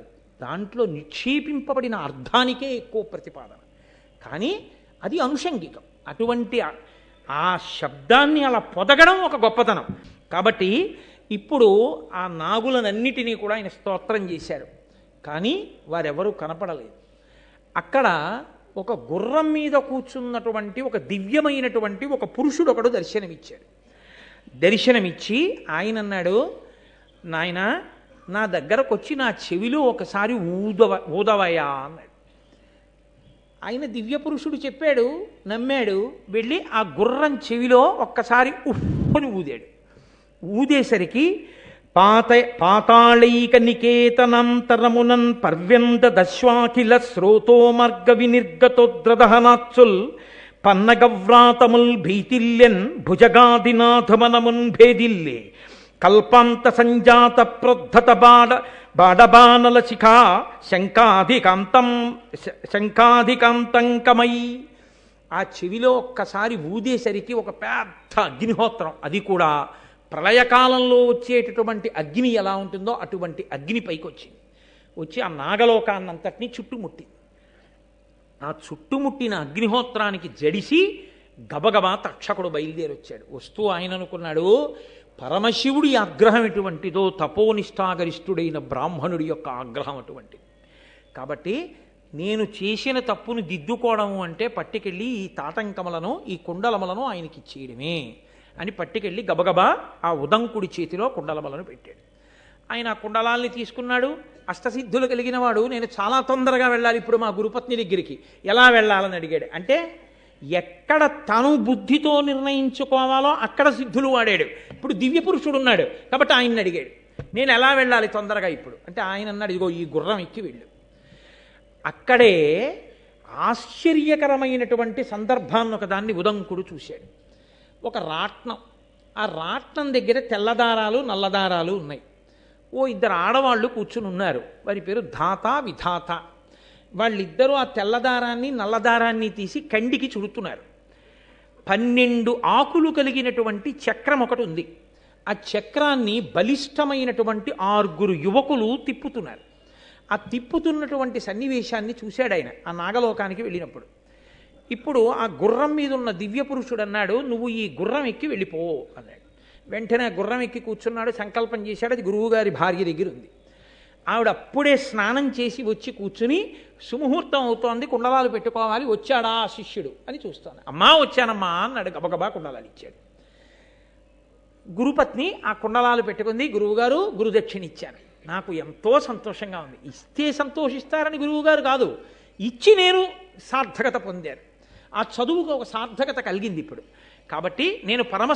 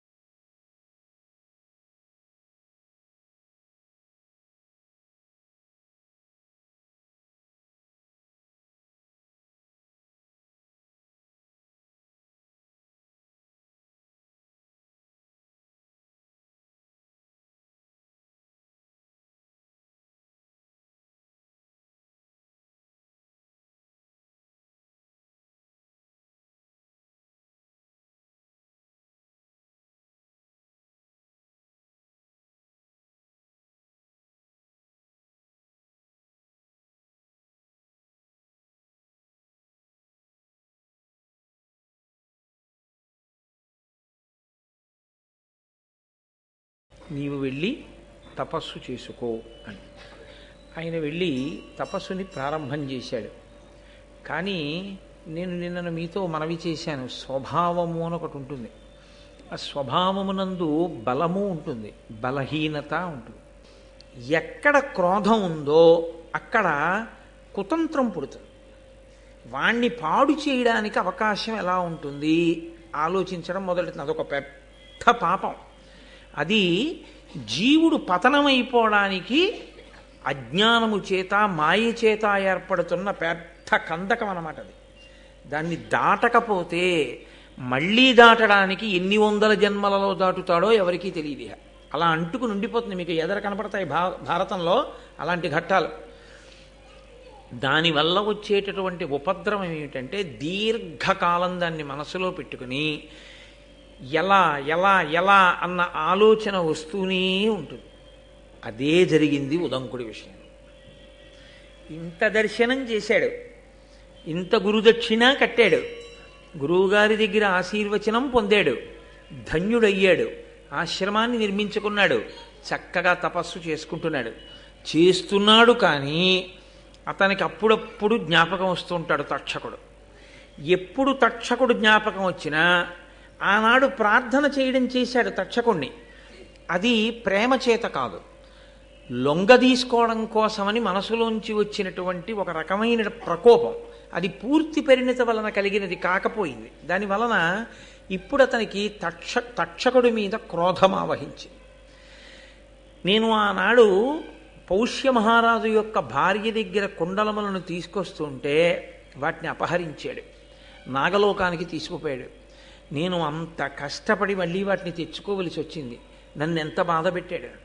కాబట్టి ఈయన్ని విడిచిపెట్టకూడదు, తక్షకుణ్ణి విడిచిపెట్టకూడదు అన్నప్పుడు తక్షకుణ్ణి పాడు చేయడానికి రెండు మార్గాలు ఉంటాయి. అప్పుడు ఒకటి తానే పాడు చేయొచ్చు. ఎందుచేత? తాను తపోనిధి, ఇప్పుడు చాలా తపస్సు చేసి ఉన్నాడు కాబట్టి ఒకటి తన తపస్సు చేత శాపవాక్కుని విడిచిపెట్టడం. నీకు ఈ కష్టం కలుగుతుంది కానీ అలా చేస్తే తను చేసిన తపస్సు క్షీణించిపోతుంది. శాపవాక్ ఎప్పుడు విడిచిపెట్టినా వరం ఇచ్చినా రెండిటికీ పోతుంది చేసినటువంటి తపస్సు. కాబట్టి ఆయన ఆలోచించి ఆలోచించి ఆలోచించి ఒక నిర్ణయానికి వచ్చాడు. ఎంత తమాషాగా ఉంటాయో చూడండి. క్రోధంలో వచ్చేటటువంటి ఆలోచనలు ఎలా అల్లుకుంటాయో చూడండి మనిషిలోంచి. నన్నింత కష్టపెట్టినటువంటి వాడు తక్షకుడు. నిష్కారణంగా ఒక బ్రహ్మచారి గురుదక్షిణ తెచ్చుకుంటుంటే ఇబ్బంది పెట్టిన వాణ్ణి శిక్షించవలసిన వాడెవరిప్పుడు? రాజే. ఏ రాజు గురుదక్షిణ ఇవ్వడంలో సహకరించాలో ఆ రాజే గురుదక్షిణ తెచ్చుకుంటున్నప్పుడు ఇబ్బంది పెట్టిన వాడిని కూడా శిక్షించాలి. ఇప్పుడు నేనున్న ప్రాంతం జనమేజయుడి చేత పరిపాలింపబడుతోంది కాబట్టి నేను వెళ్ళి జనమేజయుడికి ఫిర్యాదు చేస్తాను. అప్పుడు నా తపసేం భంగపడత కదా. ఇప్పుడు జనమేజయుడికి చెప్తే జనమేజయుడు తక్షకుడిని నాశనం చేయాలి. తక్షకుడితో పోకూడదు. ఇది తక్షకుడితో పాటుగా ఇలాంటి పాములన్నీ నశించిపోవాలి. అంత కక్ష ఎందుకు అంటే మరి తాను ప్రార్థన చేస్తే ఎవరూ కనపడలేదుగా. నాగలోకానికి వెళ్ళి అన్ని పద్యాలు చదివినా కనపడి సత్కరించిన వాడు ఎవరూ లేడుగా. ఎవరో దివ్యపురుషుడు అనుగ్రహించాడు కానీ అక్కడ. కాబట్టి ఇప్పుడు ఆ నాగవంశం అంతా పాములన్నీ నశించిపోవాలి. అయితే ఒకటి, ఇటువంటి ఆలోచనలు వచ్చే ముందు ఒక్కొక్కసారి ఈశ్వర సంకల్పములు కూడా ఉంటాయి. అది ఎక్కడ అన్నది మీకు నేను ఆ ప్రత్యేకమైన సందర్భంలో వివరణ చేస్తాను. కాబట్టి ఇప్పుడు తక్షకుడితో పోకూడదు, తక్షకుడితో పాటు మిగిలినటువంటి నాగవంశమంతా నశించిపోవాలి. దీనికి నేను జనమేజయుడి దగ్గరికి వెళ్ళి ఆయన యొక్క మనసు పాములన్నింటినీ కూడా నశింపచేసే విధంగా ఆయన మనసులో ప్రచోదనం కలిగేటట్టు మాట్లాడతాను. మీకు ఇందులో ఒక తమాషా ఉంటుంది. బాగా కోపం ఉన్నవాడు వెంటనే మాట్లాడడం ఒక ఎత్తు, అదుపు తప్పి ఉంటుంది ఆ మాట. అప్పుడు నోటి నుంచి వచ్చేటటువంటి మాటలో ఉచ్చనీచములు ఉండవు. గబుక్కుని నోటి వెంట అనరాని పరుషవాక్యాలు వచ్చేస్తాయి. మనసు ఇంకా చాలా అదుపులో ఉంచుకుని మాట మాత్రమే వ్యగ్రతతో ఉంది తప్ప మనసు అంత తొందరగా ఆ తమోగుణానికి రజోగుణానికి పూర్తిగా వశమైపోయేంత స్థితిలో ఉన్నవాడు కాదు ఆయన అని గుర్తు ఏమిటంటే దేనికి కోపం వచ్చిందో అదొకటే మాట్లాడతాడు అంతే తప్ప నింద చేయడం కానీ, నోటి వెంట పరుషవాక్యాలు విడిచిపెట్టడం కానీ, తిట్టడం కానీ అలాంటివి రావు. అంటే అదుపులో ఉంది అని గుర్తు. ఇందులో తిన్నగా వెళ్ళి తాను జనమేజయుడికి చెప్పేశాడు అనుకోండి, అది ఏదో అతకని విధంగా తన కోపం అంతా వెళ్ళగక్కినట్టు ఉంటుంది. కానీ అలా ఉండకూడదు. ఇప్పుడు తన కోపం వెళ్ళగక్కడం ప్రధానం కాదు, జనమేజయుడికి కోపం రావాలి తక్షకుడి మీద. ఇప్పుడు తన కోపాన్ని జనమేజయుడి మనసులో పెట్టాలి. పెట్టి నిజమే, నేను తక్షకుడి వంశాన్ని, నాగుల్ని నాశనం చేసేయాలనేటటువంటి బుద్ధి పుట్టాలి. ఇప్పుడు ఏం చేస్తారో తెలుసా అండి? నేను వెళ్ళి ఇలా చెప్తే ఇలా అంటాడు. అప్పుడు నేను ఇలా అంటే నా బేలతనం బయటికి వస్తుంది. ఏమయ్యా, నీ మనసులో ఉన్న రాగద్వేషాలన్నీ నాకు అంటించడానికి వచ్చావా అంటే, నన్ను వాడుకోవడానికి వచ్చావా అంటే మళ్ళీ అదో అవమానం. అందుకని ఒకవేళ అతని వైపు ఎవరైనా సభలో మాట్లాడితే, నేను మాట్లాడితే ఇంకా రాజు మళ్ళీ దాన్ని అలా కాదయా ఇలా జరిగిందేమో అనడానికి అవకాశం ఉండకూడదు. అలా రాజు మనసులో క్రోధం కలగాలి. కాబట్టి నేను ఎలా మాట్లాడితే ఆయన బుర్రకెక్కుతుంది. ఇది బాగా సావధానంగా ప్రణాళిక నిర్మాణం చేయడం. ఇది మరింత ప్రమాదకరమైన స్థితి. ఎందుకో తెలుసా అండి? అవతలవాడి పతనం కోసం యువతలవాడు తన క్రోధాన్ని అణిచిపెట్టి ఇంకొకరి మనసులోకి ఆ క్రోధాన్ని ప్రవేశపెట్టడం కోసం గొప్ప ప్రణాళికని నిర్మాణం చేయడం. ఇది పైకి చూడ్డానికి అబ్బా ఎంత గొప్ప వ్యూహరచన చేశాడండి అనిపిస్తుంది. యథార్థమునకు అవి జారుడు మెట్లు. అలాంటి జారుడు మెట్ల మీద నిలబడిన వాడు జీవుడు కిందకి వెళ్ళిపోతాడు, జీవుడు జారిపోతాడు. ఎందుకనంటే నిన్ను మోసం చేసిన వాడు ఏ పాపాన్ని పొంది ఉన్నాడో, మోసం చేసిన వాడి పట్ల చేసేటటువంటి కుట్ర చేత నీవు కూడా అలాగే జారిపోతున్నావు. సమానంగా జారిపోతున్నప్పుడు ఈశ్వరుడు ఇప్పుడు అతన్ని మాత్రమే శిక్షించవలసిన అవసరం ఎక్కడుంది? నీకు శిక్ష వేయవలసి ఉంటుంది. ఎందుకంటే ఈశ్వరుడు శిక్ష వేస్తే చేసిన క్రియకే కాదు, ఇలా చేస్తే బాగుండన్న నీ మానసికమైన వికారానికి కూడా వేయవలసి ఉంటుంది. చిత్రగుప్తుడు అంటే మనసుతో చేసిన దాన్ని కూడా రాసుకుంటాడు కదా మరి ఈశ్వరుడు. అందుకని నీ మనసు యందు రాకూడని ఆలోచనలు వచ్చాయి, రావడమే పాపహేతువు. ఇప్పుడు ఈ పాపహేతువు ఏం చేస్తుందంటే, వాణ్ణి శిక్షిస్తే నిన్ను శిక్షించాలి, నువ్వు శిక్షార్హుడవే. నువ్వు పుణ్యాత్ముడవై నిలబడినది ఎక్కడ? నిన్ను కాపాడడానికి నేను బయలుదేరడానికి నువ్వు నన్నే నమ్మి నిలబడింది ఎక్కడ? వాడిని ఎలా పాడు చేయొచ్చని నీ ఆలోచనలు నువ్వు చేయలా అన్న స్థితి వస్తుంది కదా. అందుకని జారుడు మెట్ల మీద నిలబడ్డట్టు క్రౌర్యముతో ఆలోచించి ప్రణాళికా నిర్మాణము చెయ్యడం అనేటటువంటి దాని యందు బ్రాహ్మణునికి అటువంటి వ్యగ్రత అస్సలు పనికిరాదు. బ్రాహ్మణుడు అసలు ఆలోచించకూడదు. ఎందుకనంటే ఆయన ఉదారుడై లోకమునకంతటికీ మార్గాన్ని చూపించవలసిన వాడు. వెంటనే ఉద్ధరించి మనసు సంస్కరింపబడేటటువంటి స్థితి తేవాలి తప్ప అసలు అవతల వారిలో కలిగిన ఆలోచనని కూడా ప్రోత్సహించకూడదు. అటువంటి ఉదంకుడు ఇంత తపస్సు చేసినవాడు ఇటువంటి ఆలోచన, ఇంత గొప్ప వ్యూహ నిర్మాణం చెయ్యకూడదు. దాని వలన ఉదంకుడు ఉన్నతిని పొందుతున్నాడా అని మీరు నన్ను అడిగితే ఏం చెప్పవలసి ఉంటుందంటే, ఖచ్చితంగా ఆయన జారుడు మెట్ల మీద నిలబడుతున్నాడు ఇవాళ అని చెప్పవలసి ఉంటుంది. అది ఎవరికైనా అంతే.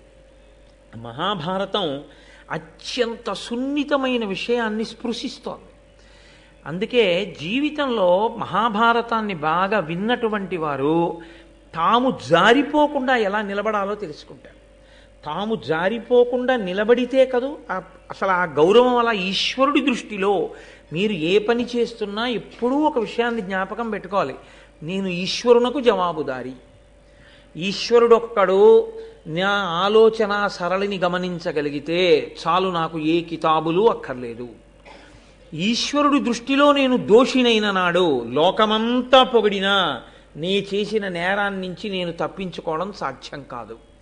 ఇదొక్కటి పరిశీలనం అలవాటైపోయింది అనుకోండి, మీరు తొందరపడి అధర్మం వైపుకి వెళ్ళలేరు. మీరు ఈశ్వరుణ్ణే గట్టిగా పట్టుకుని ఉంటారు. మీకు ఎక్కువ బాధ కలిగితే దాన్ని ఈశ్వరుడికే వెళ్ళి చెప్పడం అలవాటైంది అనుకోండి, ఈశ్వరుడి కాళ్ళు పట్టుకోవడమే అలవాటైంది అనుకోండి, ఈశ్వరుడికి మీరు విడిచిపెడితే ఆయనకి తెలుసు ఎలా బుద్ధి చెప్పాలో, ఆయనకి తెలుసు మిమ్మల్ని ఎలా రక్షించాలో, మిమ్మల్ని ఎలా కాపాడాలో. అనవసరంగా మనం ప్రణాళికలు వేసేసి మనం జారిపోవడం ఈ జన్మతో పోదు. ఈ క్రోధం జీవుణ్ణి పట్టు కూర్చుందంటే ఎన్ని జన్మల వరకైనా వెడుతుంది. ఇది ఎక్కడి వరకు వెళ్ళిందో తెలుసా అండి? ఇక్కడ మొదలుపెట్టిన కథ. ఉదంకుడి మనసులో కృతయుగంలో వచ్చిన ఆలోచన కలియుగం వరకు నడిచింది. దాని ప్రభావం, ఒక్క మాట ప్రభావం కృతయుగంలో జనమేజయుడి దగ్గర, కృతయుగంలో ఆనాడు కద్రువ ఇచ్చినటువంటి శాప ప్రభావం కలియుగంలో ఫలించడానికి ఈయన మాట్లాడిన మాట కారణమైంది. అంటే దైవము యొక్క శాసనము అమలు కావడానికి ఇవాళ ఉదంకుడు పనికొచ్చాడు. ఎందుకు పనికొచ్చాడు? రజోగుణ ప్రకోపం ఉండిపోబట్టి పనికొచ్చాడు. అది లేకపోతే ఇతన్ని సాధనం చేసుకోరు, ఇతనికి ఆ అపవాదు వచ్చే అవకాశం ఉండదు. కాబట్టి ఇప్పుడైనా జనమేజయుడి దగ్గరికి వెళ్ళి అంటున్నాడు, మితహిత సత్యవాక్య. ఎంత గమ్మత్తుగా ఉంటుందనుకుంటున్నారు? మామూలుగా వెళ్ళి మాట్లాడినప్పుడు కన్నా అవతల వారి వలన ఒక ప్రయోజనాన్ని సాధించుకోవాలనుకుని బాగా ప్రణాళిక వేసుకుని వచ్చిన వాడు మాట్లాడే మాటలు చాలా పకడ్బందీగా ఉంటాయి. కాబట్టి ఏమని పిలిచాడంటే జనమేజయుణ్ణి పిలుస్తూనే మితహిత సత్యవాక్య జనమేజయ భూజనవంద్య ఏను సుస్థితి గురుదేవ కార్యములు చేయగబూనుటెరింగి వంచనోన్నతమతి అయి అకారణమున నాకపరాధము చేసే తక్షకుండు అతి కుటిల స్వభావుడు పరాత్మ విశేష వివేక శూన్యుడై. ఆయన అన్నాడు మితహిత సత్యవాక్య అని పిలిచాడు. ఎక్కువ మాట్లాడడం అనేటటువంటిది ఒక దోషం శాస్త్రంలో. ఎక్కువ మాట్లాడడం అనేటటువంటిది ఆయుర్దాయాన్ని తగ్గిస్తుంది, ఒకటి. రెండు, మీరు ఎక్కువ మాట్లాడడం వల్ల రెండు దోషములు వచ్చి అందులో చేరిపోతాయి. ఒకటి, మీరు ఏదో ఒకటి చిట్ట చివరికి ఏమంటారంటే చూస్తానులేండి అంటారు. చూస్తానులేండి అంటే సగం చేస్తానులేండి కాదు. ఆ తర్వాత మీరు ఎందుకంటారంటే అది ఇప్పటికి వెళ్ళిపోతాడుగా తర్వాత చూడచ్చు. కానీ అది ఏమవుతుందంటే అసత్య దోషం కింద వెళ్ళి పడిపోతుంది. అది పెద్ద దోషం. ఎక్కువ మాట్లాడడం వల్ల వచ్చేటటువంటి పెద్ద ప్రమాదం ఎక్కడ అంటే అసత్యము వెళ్ళి కూర్చుంటుంది సంభాషణ మనది. కాబట్టి ఎక్కువ మాట్లాడరు. రెండు, మీరు ఎక్కువ మాట్లాడితే స్పందనకి ప్రతిస్పందన ఉంటుంది కదా, మీ పక్కన ఉన్నవాడు అంతా మాట్లాడతాడు. అందులో మీ రాగద్వేషాలు వచ్చి చేరుతాయి. చేరి ఏంటి ఇలా మాట్లాడుతున్నాడు, అతని గురించి ఇలా అన్నాడు ఏంటి, అమ్మో ఇతన్ని మనం ఎక్కువ దగ్గరికి చేర్చకూడదు, ఇన్ని ఆలోచనలు బయలుదేరుతాయి అందులోంచి.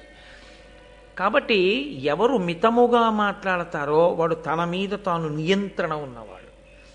కాబట్టి నన్ను ఎక్కువ ప్రశ్నలు వేయకుస్మా ఇప్పుడు నేను అడిగిన దాని మీద అన్నది ఎందుకని, తను ఎక్కువ ప్రశ్నలు వేసాడు అనుకోండి తన కోరిక తీరదేమోనని. నువ్వు చాలా మితంగా మాట్లాడేవాడు బాయ్ అన్నాడు అనుకోండి, ఎక్కువ మాటలు మాట్లాడకుండా తన మాట ఒప్పేసుకుంటాడు.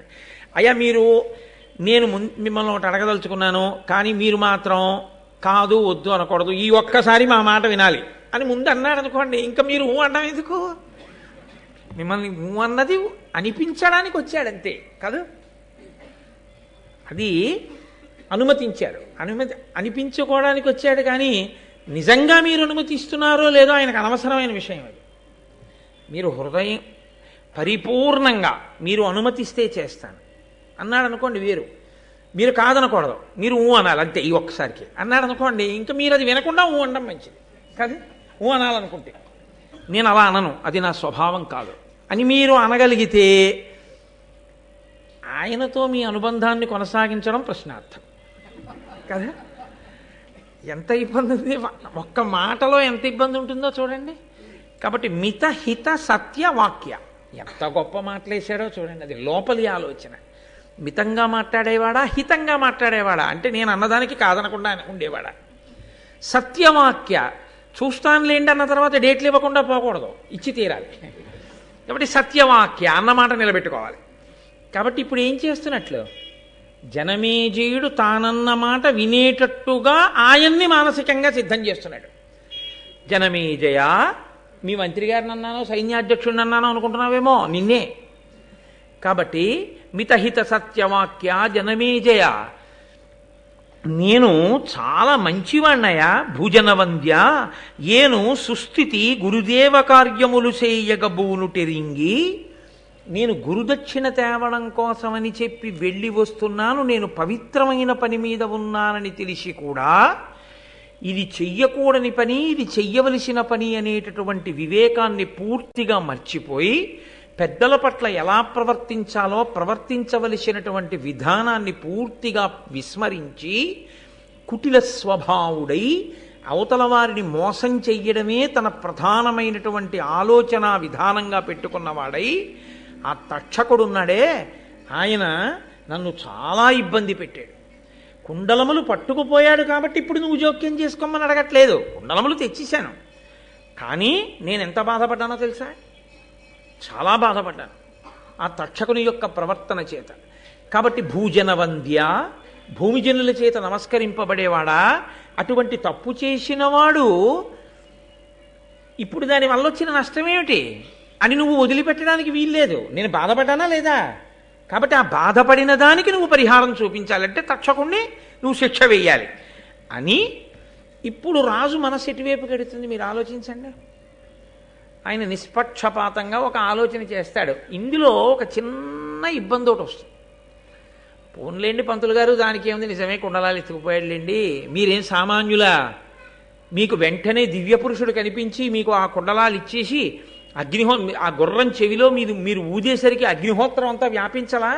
అటువంటి మహానుభావులు మీరు ఇవాళ మా సభకి రావడమే చాలా సంతోషం, రెండు పూలదండం అని ఆయనకి వేసేసి కాళ్ళు కడిగేసి అవి నెత్తి మీద జల్లేసుకుని ఓ పంచల్సా పెట్టి పంపించేశాడు అనుకోండి, ఈయన కోరిక తీరుతుందా? తీరదు. పోన్లేండి, ఏదో జరిగింది, ఏదో జరిగిపోయింది. మీరు బ్రాహ్మణులు అంత కోపం పెట్టుకోకూడదు, మీ మనసు వెన్నపూసలా ఉండాలి. పౌష్య మహారాజు చెప్పాడుగా, అలా చెప్పాడు అనుకోండి తిరిగి. అప్పుడు రాజు మనసులో క్రౌర్యం లేదు కదండి. అందుకని క్రౌర్యం లేదు కాబట్టి పోన్లేండి అని కొంత ఆలోచిస్తే ఆలోచించవచ్చు, లేదా తాననుకున్నంత శిక్ష వెయ్యకపోవచ్చు. నిజమే, అలా చెయ్యకుండా ఉండవలసింది. కాబట్టి తక్షకుడు ఎక్కడున్నా సరే పట్టి తీసుకొచ్చి తక్షకుడికి కొంత శిక్ష వేస్తానన్నాడు అనుకోండి, సరిపోతుంది ఆయనకి? చాలదు. ఆయన మనసు వ్యగ్రత ఎలా ఉందంటే తక్షకుడు నశించాలి, తక్షకుడితో సరిపోకూడదు, తక్షకుడితో పాటు నాగులన్నీ నశించాలి. కాబట్టి ఇప్పుడు తనకెంత కోపం ఉందో అంత కోపం జనమేజయుడికి రావాలి. కాబట్టి ఇప్పుడు ముందు తనెందుకు వచ్చాడో తన వైపు నుంచి చెప్పాడు. ఇప్పుడు ఇంకొక మాట చెప్పాడు. ఎంత గొప్ప ఆలోచన చేశాడో చూడండి. ఇప్పుడు అన్నాడు, అనవరతార్థదానయజనాభిరతున్ భరతాన్వయాభివర్ధను సకల ప్రజాహిత విధాను ధనంజయ సన్నిభున్ భవజ్జనకు పరీక్షితున్ భుజగజాల్ముడసహ్య విశోగ్ర ధూమకేతన హతి చేసిన తిదాంతు కృతాంత నికేతనాతిథిన్. ఆ తక్షకుడు నాకు మాత్రమే అపకారం చేసినవాడు కాదు, అనవరతార్థదాన యజనాభిరతున్, మహానుభావుడు అడిగిన వాళ్ళందరికీ లేదనకుండా దానాలు చేసినవాడయా నీ తండ్రి. భరతాన్వయాభివర్ధను, భరత వంశాన్నంతటినీ కూడా పెంచినవాడు, గొప్పగా వంశాన్ని పెంచినవాడు, సాక్షాత్తు నీకు తండ్రి. సకల ప్రజాహిత విధాను, సకల ప్రజల యొక్క హితమును కోరి పరిపాలన చేసినటువంటి వాడు. ధనంజయ సన్నిభున్, అర్జునుడితో సమానమైన వాడు. భవజ్జనకు, ఇక్కడ తీసుకొచ్చి పెట్టాడు మాట. ఇంత పొగిడి ఎవరనుకుంటున్నావు? భవజ్జనకు నీ తండ్రి పరీక్షిన్ మహారాజుని ఆ తక్షకుడు ఏం చేశాడో తెలుసా?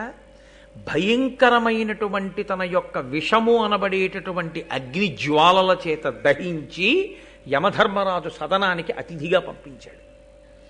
లేకపోతే మీ తండ్రి ఇంకా ఎంతకాలం రాజ్యం చేయవలసింది? మీ తండ్రిని పొట్టన పెట్టుకున్నవాడు ఆ తక్షకుడే. ఈ మాట అనేసరికి ఎంత కాదన్నా జనమేజయుడిలో తాను కోరిన ప్రతిస్పందన వస్తుంది కదండి. ఇది ఆయన ఆలోచన. మా నాన్నని చంపేశాడు కదూ. తక్షకుడు ఎందుకు చంపాడు? ఒక బ్రాహ్మణ వాక్కు కొరకు చంపాడు. శృంగి అనబడేటటువంటి మహర్షి కుమారుడు ఒకడు శపించాడు, నేటికి 7వ రోజు లోపల నువ్వు తక్షకుని యొక్క విషము చేత మరణిస్తావు అని శాపవాక్కు విడిచిపెట్టాడు. ఆ శాపవాక్కు నిజమవ్వాలి కాబట్టి తక్షకుడు వచ్చి చంపాడు. దాన్ని ఎంత చమత్కారంగా చెప్పాడో చూడండి. ఆయన అంటే ఏదైనా సరే అవతల వారికి కోపం తెప్పించేటట్టుగా మాట్లాడగలిగినటువంటి ప్రజ్ఞ, వాక్కు ఎంత దూరం వెడుతుందో, వాక్కు ఎంత శక్తివంతమైందో చెప్తున్నారు. ప్రహ్లదుడైన అతను కాదనకిట్టిపాటి అపకారము తక్షకుడేక విప్ర సంబోధన చేసే నృపపుంగవ, నీవు అనేక భూసురాపాదిత సర్పయాగమున భస్మము చేయుము. తక్షకాదికాకోదర సంహతిన్ హుతమహోగ్ర సమగ్ర శిఖాచయంబులన్. తక్షకుడు ఎందుకు చంపేశాడో తెలుసా మీ నాన్నని? తక్షకుడికి మీ నాన్నకి ఏమీ వైరం లేదు. మీ నాన్నగారు తక్షకుడిని ఎప్పుడూ ఏమీ అనలేదు. ఎవరో ఒక బ్రాహ్మణుడు మారు పలకలేదన్న కోపంతో మీ తండ్రి ఆయన మెడలో ఒక మృత సర్పాన్ని వేశాడు. తండ్రి మెడలో మృత సర్పాన్ని వేశాడన్న మాటకి కోపం వచ్చి ఆ ముని యొక్క కుమారుడు నేటికి 7వ రోజు లోపల నువ్వు తక్షకుడి వలన మరణిస్తా అన్నాడు.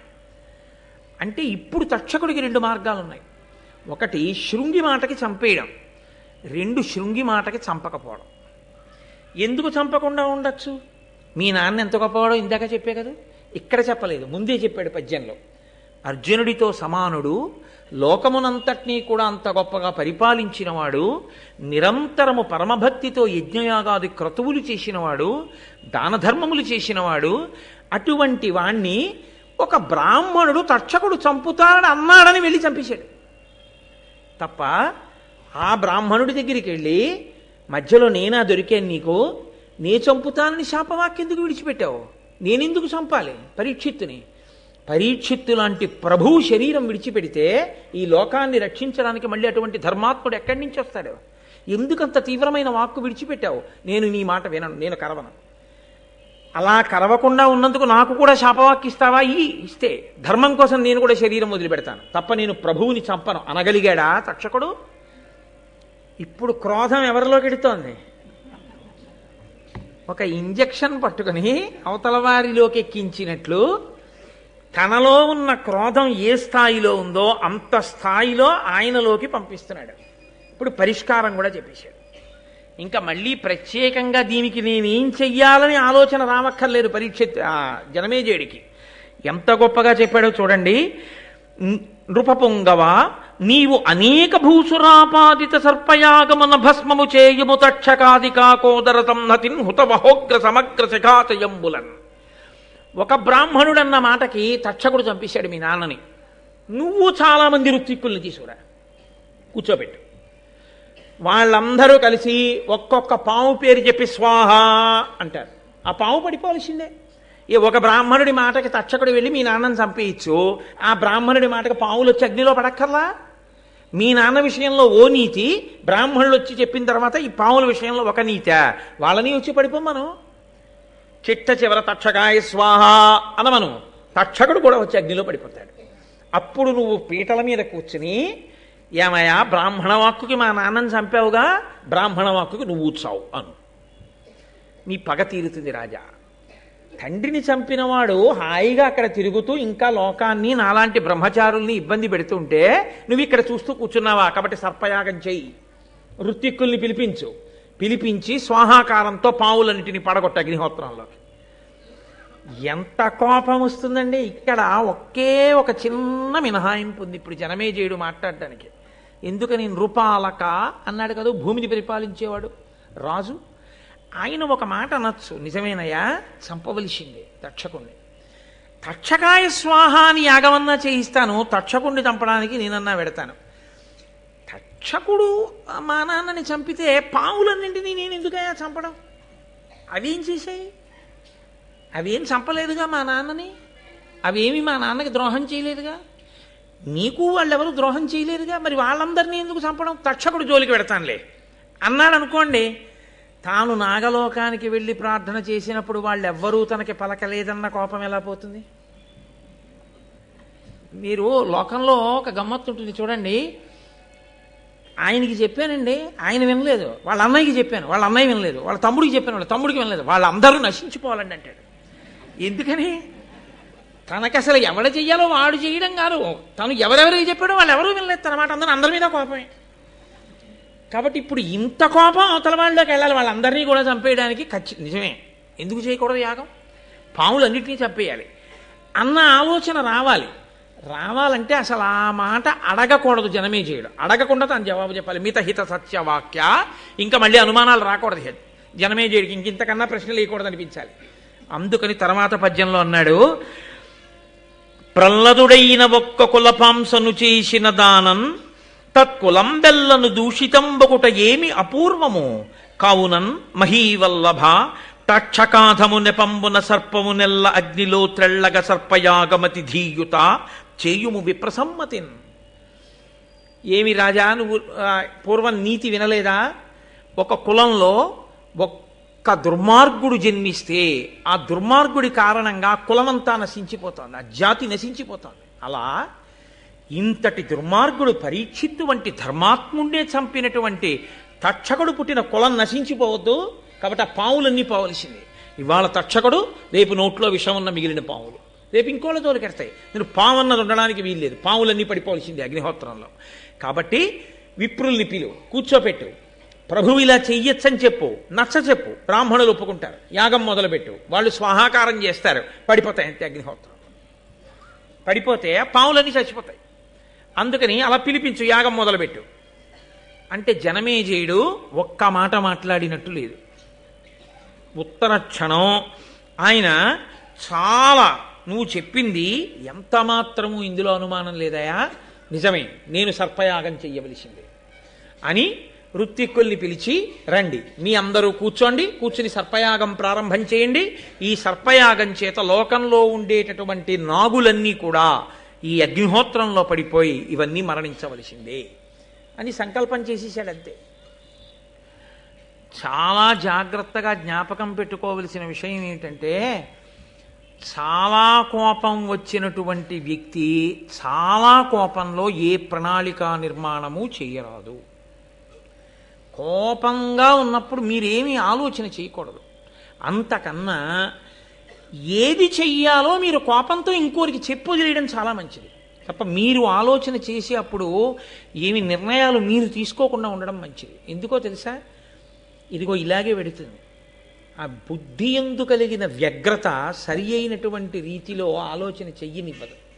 ఆ చెయ్యనివ్వనప్పుడు ఏం చేస్తుందంటే కిందకి జారి చేస్తుంది, పడగొట్టేస్తుంది. అలా పడిపోకుండా ఉండాలి అంటే అంత కోపంగా ఉన్నప్పుడు మీరు ప్రయత్నపూర్వకంగా కాసేపు మీరు ఆలోచన చేయడం ఆపేసి దాన్ని వదిలిపెట్టేయడం కోసమని మార్గాన్ని ఎంచుకోవాలంతే. లేకపోతే దీర్ఘకాలం దాని యొక్క పరిణామం ఆశ్చర్యకరంగా వెళ్ళిపోతుంది. కాబట్టి ఇప్పుడు ఇంత జనమేజయుడు అంగీకరించాడు. అందుకే మహాభారతంలో చెప్పినటువంటి ఏ విషయమైనా సమాజమునందు ఏ కాలములో ఏ వ్యక్తికి అన్వయము కానిది ఉండదో వ్యాసుడు గుండెల మీద చెయ్యేసుకు చెప్పాడు. నేను భారతంలో చెప్పినటువంటి ఏ విషయమైనా సమాజమునందు ఏ వ్యక్తికి ఏ సందర్భంలోనూ అన్వయము కాదన్నది లేదు. మనలో అందరం కోపాలు వచ్చిన వాళ్ళమే, కోపాలు వచ్చినప్పుడు ఆలోచించిన వాళ్ళమే, ఆలోచించి ప్రణాళికా నిర్మాణాలు చేసేసే ప్రయత్నాలు చేసిన వాళ్ళమే, చేసి ఒక్కొక్కరు గోతిలో పడిపోయిన వారే, ఇబ్బందుల్లోకి వెళ్ళిపోయిన వారే. గబుక్కుని చూడండి, క్రోధం వచ్చి చేసినటువంటి ఒక్క తప్పుకి యావజ్జీవితం కారాగారంలోకి వెళ్ళిపోతాడు. ఆ క్రోధం వచ్చినప్పుడు అతను నిర్ణయం చేసుకోకుండా ఉంటే అతను అలా ఉండడు. ఆ క్రోధం దిగజారిపోతున్న తర్వాత పరిస్థితి వేరుగా ఉంటుంది. అది ఒంటిని ఆవహించి ఉండగా నిర్ణయం మాత్రం చేయకూడదు. ఎప్పుడు నిర్ణయం చేయడం, ఆలోచన చేయడం, ప్రణాళికా నిర్మాణం చేయడం, క్రోధంలో చేసిన దాని యందు యుక్తాయుక్త విచక్షణ ఉండదు. అత్యంత ప్రధానమైన విషయాన్ని వ్యాస భగవానుడు, నన్నయ్య భట్టారకుడు కూడా ఇవాళ స్పృశిస్తున్నారు. ఇది ఎన్నడో జరిగిన కథ, ఎప్పుడో చెప్పిన మాట అని మీరు అనుకోకండి. నేను ఇంతకన్నా మీకు దీని గురించి వివరణ చేసి చెప్పక్కర్లేదు. కానీ మీరందరూ ప్రాజ్ఞులు, మీరు ఇప్పటికే దీని సందేశాన్ని అందుకుని మీరు బాగా ఆలోచన చేసుకుంటే దీని వలన మనం ఎంత అమృతాన్ని పొందవచ్చో జీవయాత్రలో ఈ జన్మలో ఇప్పుడు కాదు, ఎన్ని జన్మల వరకో జీవుడితో పాటుగా పట్టికిడిపోకుండా క్రోధాన్ని మనని మనం ఎలా నిగ్రహించుకోవచ్చో మనకి మహాభారతంలో ప్రత్యేకించి ఈ ఘట్టం మనకి తెలియచేస్తుంది.